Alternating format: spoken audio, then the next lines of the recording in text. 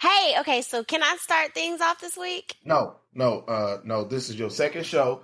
I'm getting ready to introduce the show. You can't introduce Really? the show that early in the process. You got to hold back, slow down. You got to crawl before you can walk. You trying to run and all that. I already know.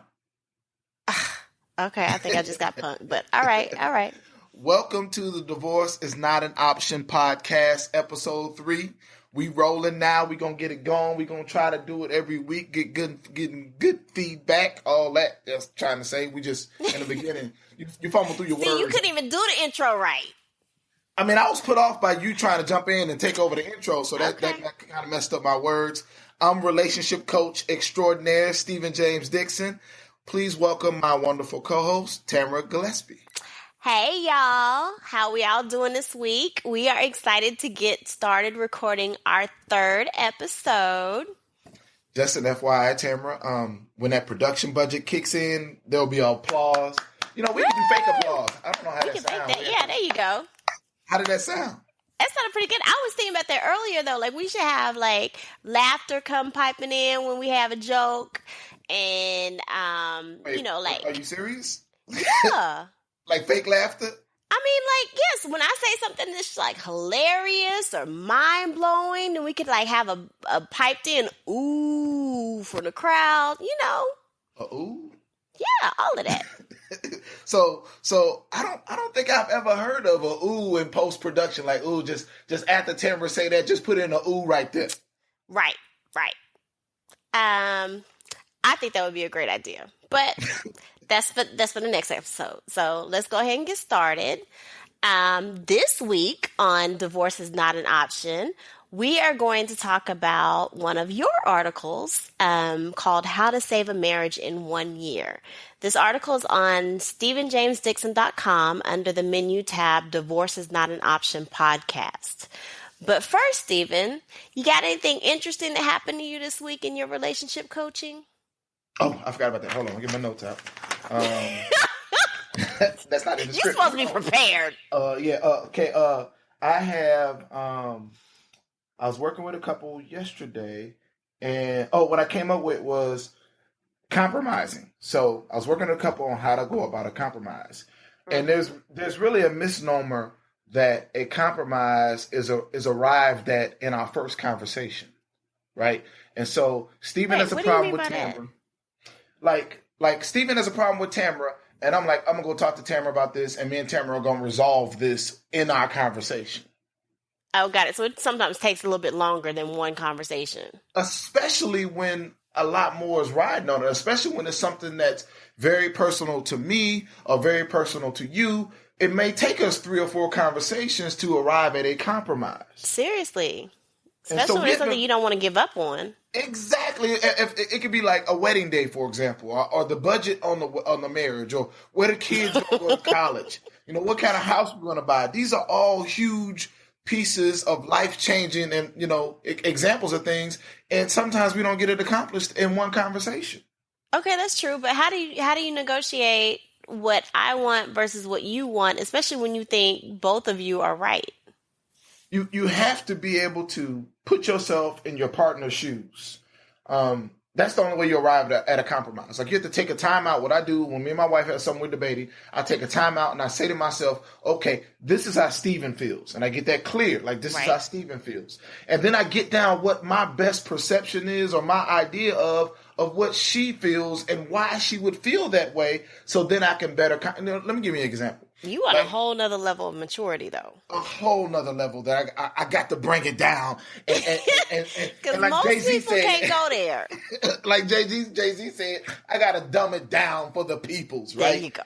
And so when you're talking about a compromise, for example, I'm LeBron James, right? Mm-hmm. I go to the Cleveland Cavaliers. I say to Cleveland Cavaliers, I want $35 million a year, right? Cleveland Cavaliers say, me too, right? Everybody wants. Cleveland Cavaliers say, I don't want to pay you $35 million a year. I want to pay you $25 million a year, right? Right. So LeBron acts like he's insulted, but he probably has some idea because his agent has already done some background research about the cap and what Cleveland could potentially pay him and what everyone else is making. Like, they know what Kobe's making, what Dwayne Wade is making, what Dwight Howard is making, and they have some analysis and they have an idea. A good agent will be able to say to LeBron, "Hey, LeBron, they're going to balk at paying you $35 million a year." So LeBron's prepared for that when he comes into the meeting. You see what I'm saying? And so then the next week you meet again, and Cleveland says, "You know what, LeBron, I can't pay you $35 million, but we'll go up to $30 million." And then LeBron says, "You know what, I can't take less. I can't take $25 million that you're going to offer me, but I'll take $30 million." And now we arrive at a compromise. Okay, but that was a very simplified example, because when you're talking about, a budget, in a regular people house, and I want this, and it's something that I think we need a new couch. We really, really need a new couch. But that's not in the budget. So then you're having these discussions about how do you deal with this? And I mean, like, our couch is falling apart, but you have two different perspectives. How do you deal with that? That's not really easy. And so then you have to put yourself in. That's not like finding a number in the middle.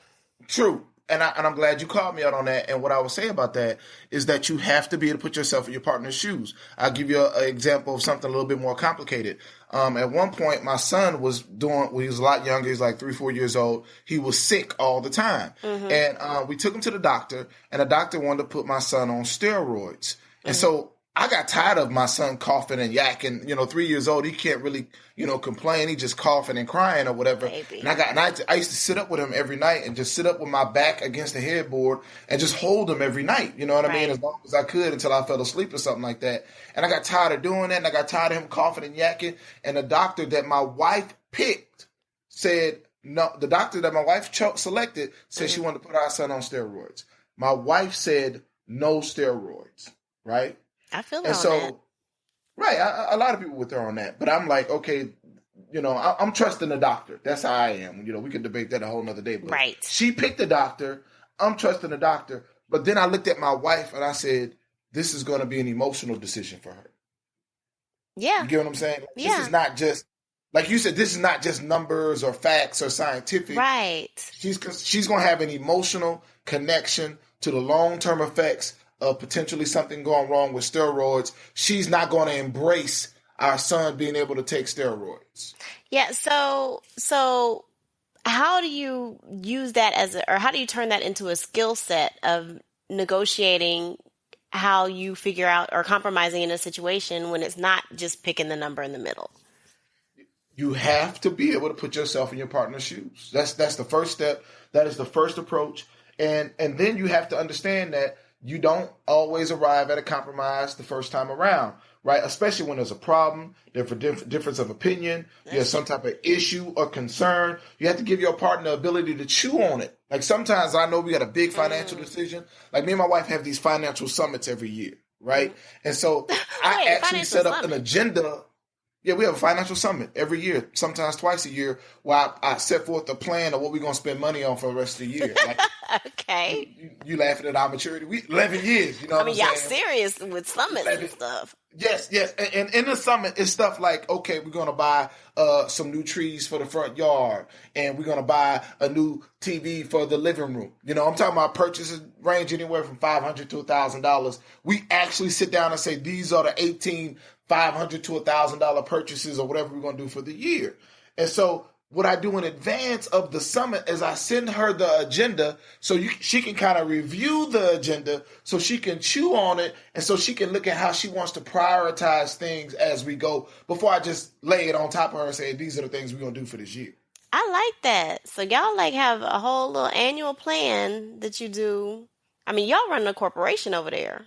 Right. And what I do is I pick a nice restaurant that we've never been to before, and we make a reservation, and we go and talk there at lunchtime during the day for 2 hours. Okay. Like, it's not just at the house on the couch, laying in the bed or whatever. I print out the agenda. We write on it. We negotiate, and we actually got plans for the next 2 or 3 years. We got some things we're doing next year, and the year after that, we got braces that we're gonna do for my son. A year after that, we like this year we planned 2 vacations. We planned a cruise. We do all of that kind of stuff in the financial summit. You know what? That kind of goes to the point that you made last week about strategizing for success. We set these 5-year and 10-year goals or whatever for our own careers or our own personal gain, but nobody I've not heard of that sets like a 5-year goal for your marriage. Absolutely. And every phase of the marriage, like not only the finances, I try to figure out how we are emotionally and how we can get better. Beyond having a financial summit, we also have like a relationship summit where we kind of talk about our marriage on our anniversary, on Valentine's Day, on New Year's Eve, like one of those 3 days in a year. And sometimes all three, or, in the past, it was probably all three and more, you know what I'm saying? But now that we've advanced and matured, we'll actually sit down and say, hey, these are the things that I didn't like that happened this year. These are the things that I can do better. I always start off with what I can do. Write that down. Everybody that's listening, get their pen and paper on right now. Always start out with what you can do better, right? So I make suggestions on the things that I didn't like that happened this year. And when I say the things that I didn't like, I'm not saying things that she did wrong. I'm saying the things that I didn't like. So maybe I did something that she didn't like, or I did something that she misunderstood, or I did something that we need to correct. I first do an evaluation of me, and we're going to talk about that too a little bit later. I was about to say, that's a great segue into how to save a marriage in 1 year. So you basically put together a step-by-step plan on how to save a marriage in 1 year. And this is like kind of mind-blowing, because are you saying that any marriage can be saved? It sounded like you was laughing at my step-by-step plan. I mean, I'm just like, it's a lot of crazy out there. So you saying anybody's crazy can be saved in 1 year? I believe all marriages can be saved. Okay. Number one. All marriages, that is my goal. That is my passion. That is my belief. That is my gift that God gave me that I try to share with the entire world. Okay, so how do you do that? Step one, right? And I break it down into 3 steps because of our time management, basically. First step is for the first 3 months of this year. It is self-evaluation time. The first step, write it down, folks out there. Make a mental note, whatever you got to do, come back and listen to it. The first step when you're trying to save your marriage is that is self-evaluation time. So like, what can I do better? What can I do better? Self-evaluation is am I a part of the problem? Right? So you start general and you branch out and you look at your marriage. I try to teach people to step outside of their marriage, like you got to do in any problem solving situation. But like 75% of people gonna say no. It's all that's them. the problem. Right. Well, let me talk about that too. So and you know what? I'm glad you said that, because the way I talk to people who say, when they step outside the marriage and they say I'm not the problem, then my next question for them is, could you be a better spouse? And that stumps everybody. Yeah. It's not a spouse yet. In the 8 years I've been doing this, or how many years I've been doing so long, the 8 years I've been doing this, it's not a spouse yet. I've seen it before. I have seen it before. I did this, and this, and they don't do nothing. So yes, I'm as good as I can be, and it's all them. No, see, what you said was, I did this, and this. It's not about what you did. It's about if you can be better, right? And so, yeah, we had men are great at doing that. Men are great at saying, I paid the mortgage, I paid the car note, I paid the child support, I cut the grass. You know what I'm saying? You list off things that you did. Right. But the question is, can you be better? Because marriage is a given institution. And people think it's a receiving institution. They think I get married and I'm going to get something out of marriage. Can you say that again for the people in the, People, we need a chat room so we could be chatting us at the same time. We're going to do that in episode 35,000 or something. I think the balcony didn't hear that. Right. Not marriage is a giving institution. It is not a receiving institution. And so what I mean by that is that when you get married, you have to know that I'm marrying this person because I add value to their life, right? I'm marrying this person because I add value to their life. I'm marrying this person, so I'm a man. I looked at my wife and I said, every man she's dated up until this point is not a better man than me for her. Every man that she will potentially meet in the future at a job, at a work event, at church or whatever, those men will not be better than me for her. I'm that. You know what? I'm the best man for her. That just reminded me of a point that you made with me at one point, saying, if you don't think you can better the person that you're with, move out the way so somebody else can. Absolutely. That's what it's about. And when you're thinking about giving, you're thinking, how can I add value? You shouldn't want to marry a person because the way that it's not necessarily how they make you feel. It is how you feel about making them feel good. I feel great when my wife is happy. That is the complete opposite of what we are told. Like, exactly. We are completely, yes, everything is all about what you can get. What you can get. How am I supposed to feel? Me. And that's one of the main problems I have when I'm doing relationship coaching is getting people to stop talking about their partner. Right? Yeah. Anybody that listens to me, anybody that's heard me, anybody that's done relationship coaching with me, they will tell you that I'm talking to the wife. I'm talking to the wife. I'm not talking to the wife about the husband. When I'm talking to the husband, I'm talking to the husband. I'm not talking to the husband about the wife. I don't do that. I'm like, what can you do better? Because I can't say theology. What can I say? Can I say philosophy? Methodology? Methodology. I know you're going to always correct me, right? So my whole methodology is that if we can coach our husbands to be better husbands, if we can coach our wives to be better wives, then the marriage is automatically better. I don't have to work on the marriage. I don't really believe in marriage counseling at all. I'm not a counselor, but I don't believe in marriage counseling. I believe in husband coaching and wife coaching. Take responsibility for your own stuff. Be the best spouse that you can be. Okay, amen. So what's the next step? Step number 2. So we had 3 months where you do self-evaluation. Next 3 months, just purge your anger. Just get over yourself, boo. Wow. Just, homeboy, just chill out, man. Just relax. The world is not against you. You know, one of the things that you have talked about is that marriages 10, 15, 20 years into it, they're fighting over stuff that happened in the first 2-3 years. So when you talk about purge your anger, how do you get rid of something that you've been holding on to for 10 years?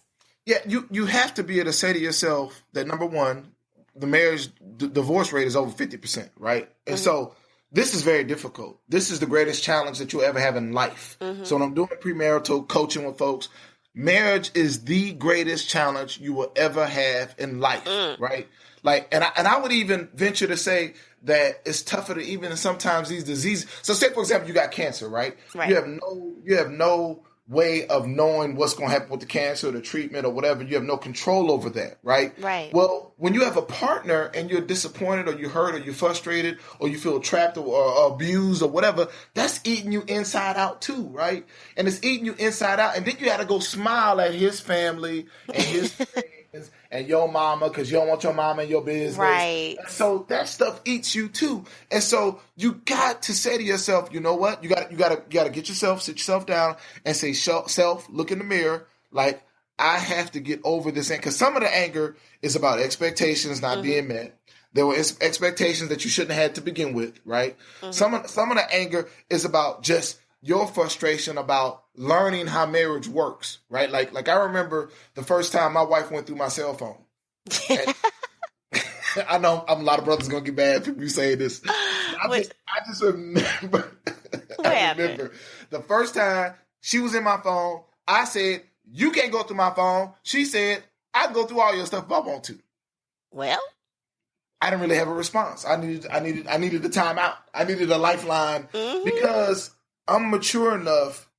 I don't know if that maturity is the right word, but I just knew in my head for some reason that marriage is an institution where we share everything. But okay, so that's exactly it. Like, people have a completely different definition of what marriage is. Two people in the same marriage could have a completely different definition of what marriage is.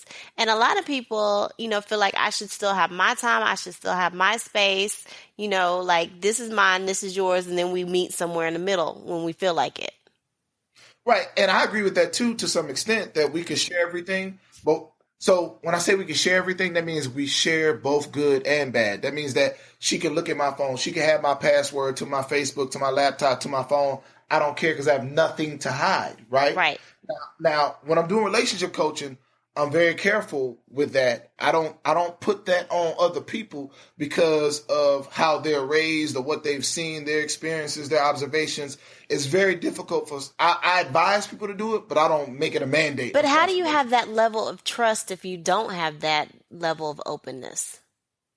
I don't know how you get there either. I don't think you can arrive at that level of trust that you need in order to have a successful, happy marriage. But some people don't need to be at 100% happy. They just need to get to 80% happy. You see what I'm saying? There you go with your 80%. Right. So, You know, that okay. wait. Let me hit that because both of us laughed at that.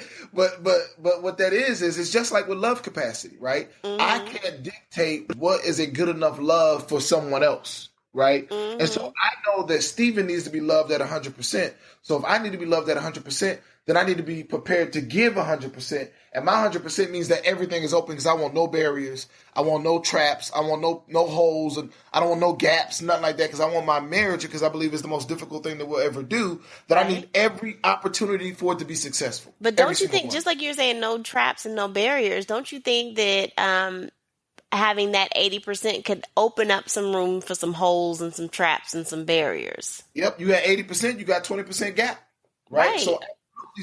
But like I said, some people are like, the example is, some people need to be told that they love you every day, right? Like me and my wife could be type people where every morning I give her a kiss, I love you, honey. She says she loves me, she leaves. Some people don't need to be told that they love each other every day. Some people just give each other a high five, right?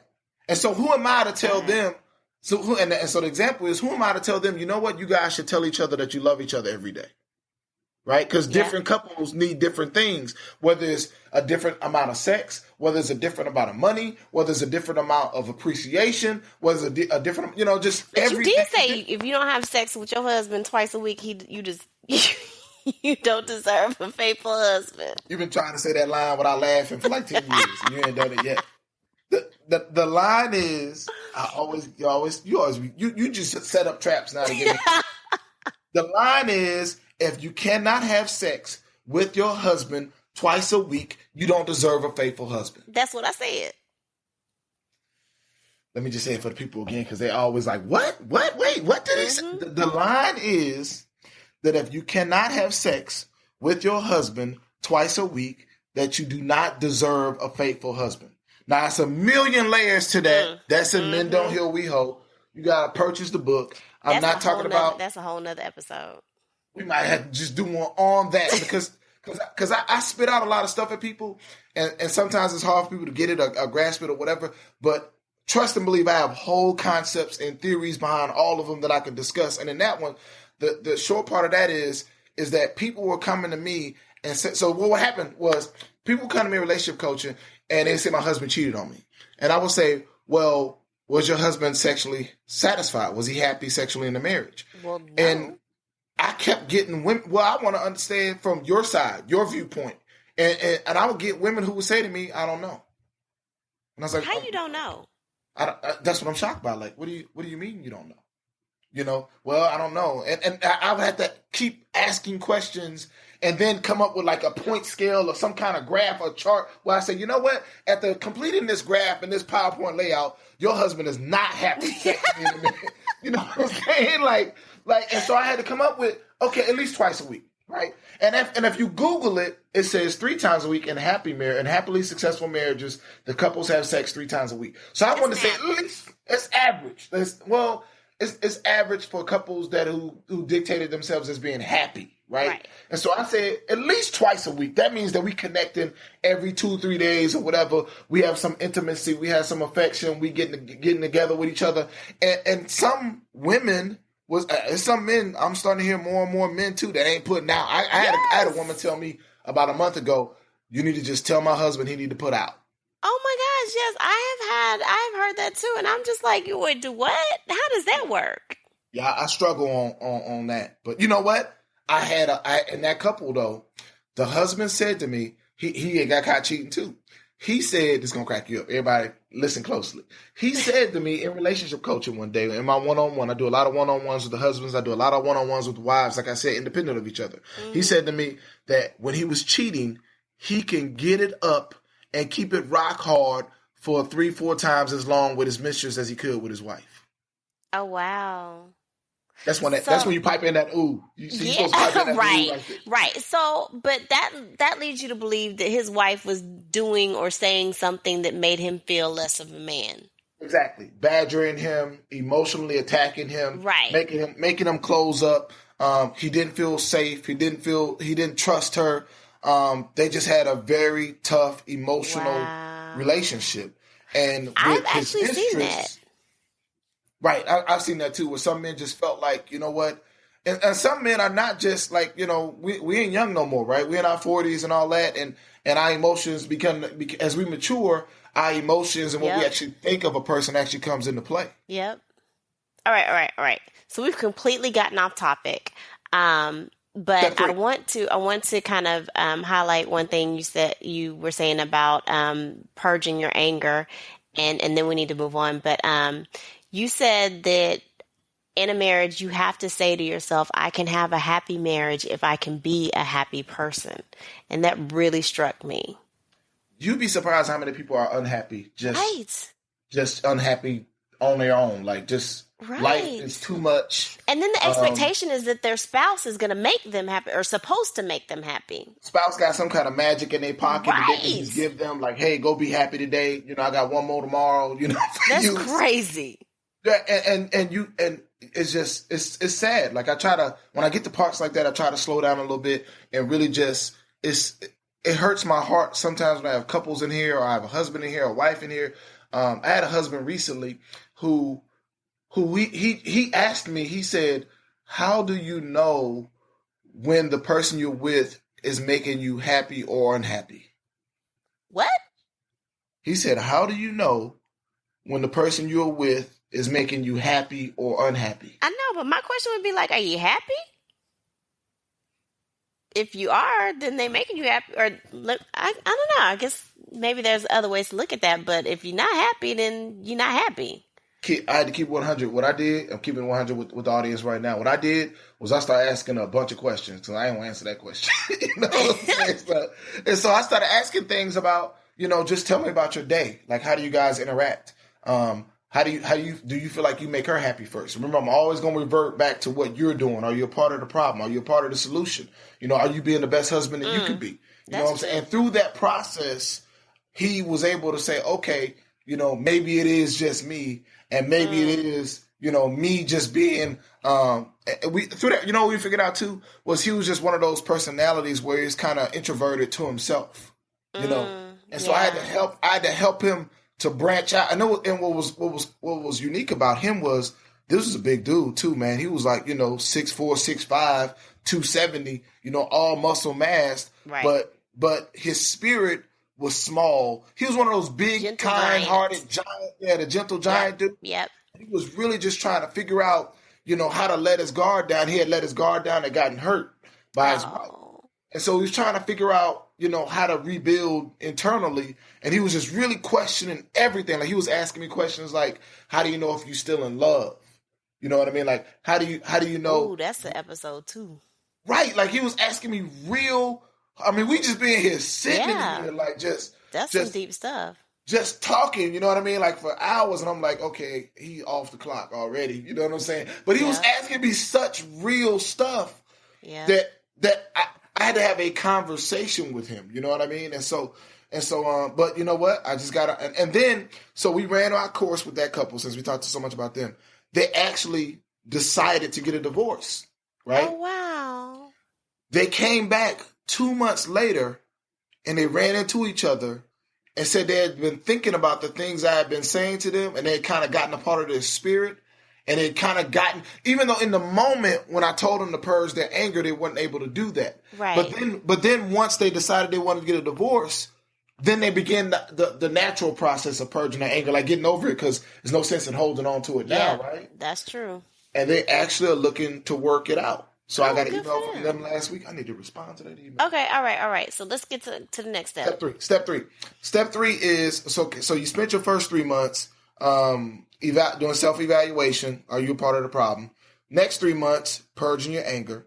The last 6 months this year is what I like to call relearning your spouse, right? Because what happens when you come into marriage, we have all these preconceived notions about what we think our spouse is, and they're being fake anyway. I'm being fake, she being fake, everybody being fake anyway. Then you get there, you let your guard down. And so you need to relearn this person anyway, right?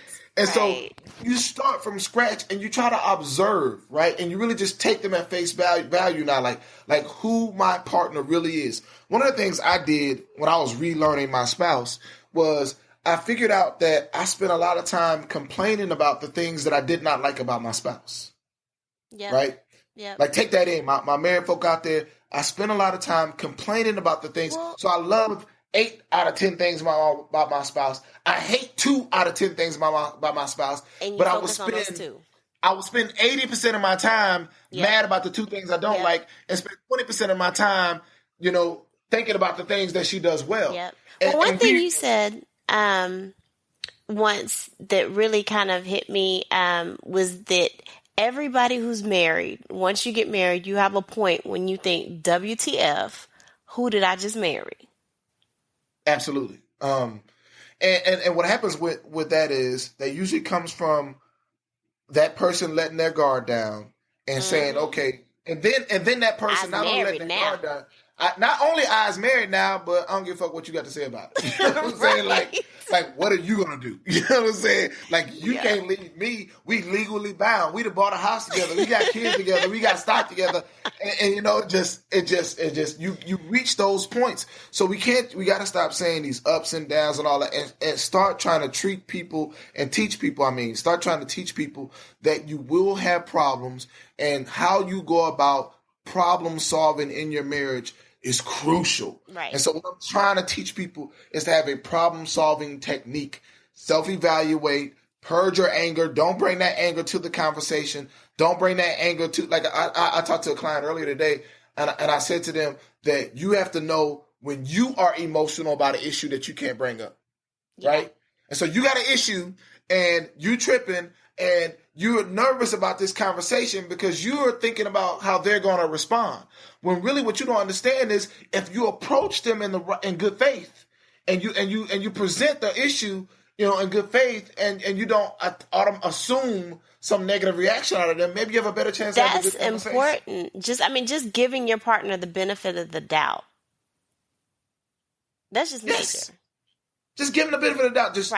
And not trying to attack you. And not trying to attack. Even if you have a problem, you say, honey, I didn't understand this. Or babe, can you explain this to me? And I practice and my wife is a firecracker. My wife, she my wife. Everybody know my wife. I've talked to my wife a million times. She's a firecracker. So I know that when I bring something to my wife, and the funny thing about our relationship, our marriage is that she's a firecracker, but I'm the one that got all the issues. Right? Well, it keeps your life interesting. So I'm the one that's always complaining. Right. I'm the one that's always complaining because I'm a perfectionist. Like, what's going on with this? What's going on with that? She gets tired of hearing all that all the time, right? So I know when I bring something to my wife that she doesn't like, I know how to say, honey, wait a minute. I'm not trying to attack you. Wait, hey, boo, hold on, slow down. Maybe I missaid that. I'll take responsibility. Hey, honey, hold on. Let me try to say that differently. What did you hear that I said? How can I say it differently? That is major. That is what did you hear? Like, that's not what I said, but what did you hear? Right. And every time I've said, what did you hear? What she heard was totally different from what I tried to say. You know what I'm saying? Yep. And I'll be like, okay, wait a minute. Start over. That's not what I meant. And then I apologize. One of the things about being a great husband that I talked to my husbands for a second is that a husband should have the ability to apologize first. Like, that is a part of our leadership and our maturation as a husband is having the ability to say, you know what, see, in marriages, we have all these irreconcilable differences. That's the number one thing on divorce decrees is irreconcilable differences, which means that the husband's not apologizing and the wife is not apologizing. Right. And what's so crazy is people talk about irreconcilable differences. You're going to have some version of irreconcilable differences with the next person if you don't figure out how to work it out. Yep. Problem solving technique. Right. So check out the article, How to Save a Marriage in a Year. Listening to, hey, everybody, let's end the podcast now. And what I need everyone to do is to please follow us or subscribe on Spreaker, on iTunes, on Google Play, wherever you listen to podcasts. Hit that follow button, hit that subscribe button, share it with friends, share it on Facebook, Twitter, and we'll keep pumping out good podcasts. Hopefully you guys enjoyed it. Tamara, any last words? I'm good. See y'all next week.